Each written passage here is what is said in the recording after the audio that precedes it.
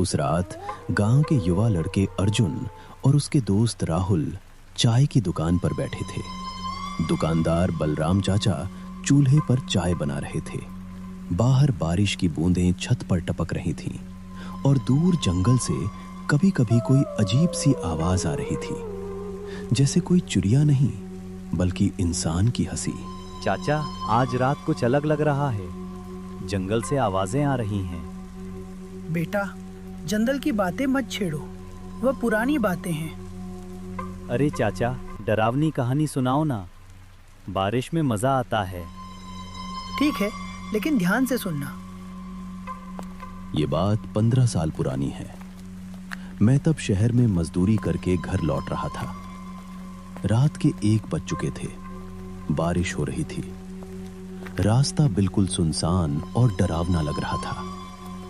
मैंने सोचा पैदल ही गांव चला जाऊंगा। जंगल का रास्ता छोटा था और जंगल के भूतिया किस्से पूरे गांव में मशहूर थे। चलते चलते मुझे एक आदमी दिखा, सफेद कुर्ता पाजामा पहने, सिर पर गमछा। वो मेरी तरफ देखकर मुस्कुरा रहा था। मैंने सोचा शायद कोई गांव वाला ही होगा।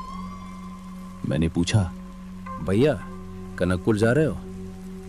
हाँ, चलो साथ चलें। रास्ता अकेले डरावना लगता है। उसकी आवाज में कुछ मीठापन था, लेकिन आंखें अजीब थीं, जैसे काली स्याही से भरी हुई। हम चल पड़े। जंगल घना होता जा रहा था। बारिश तेज हो गई। पेड़ों की डालियां झुककर मुझे घेरने लगी।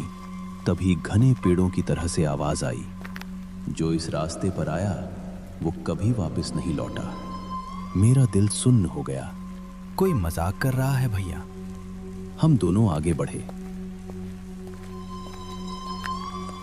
कुछ दूर चलने के बाद बारिश और तेज हो गई। हम एक पुराने बरगद के पेड़ के नीचे रुक गए। तभी मुझे लगा जैसे कोई मेरे नाम को पुकार रहा है। अर्जुन, ओ अर्जुन। मैंने चारों तरफ देखा, कोई नहीं था। शायद हवा की आवाज होगी भाई। लेकिन आवाज फिर आई, इस बार और साफ। अर्जुन, इधर आओ। मैं घबरा गया। शायद हवा की आवाज होगी। भैया चलो जल्दी चलते हैं।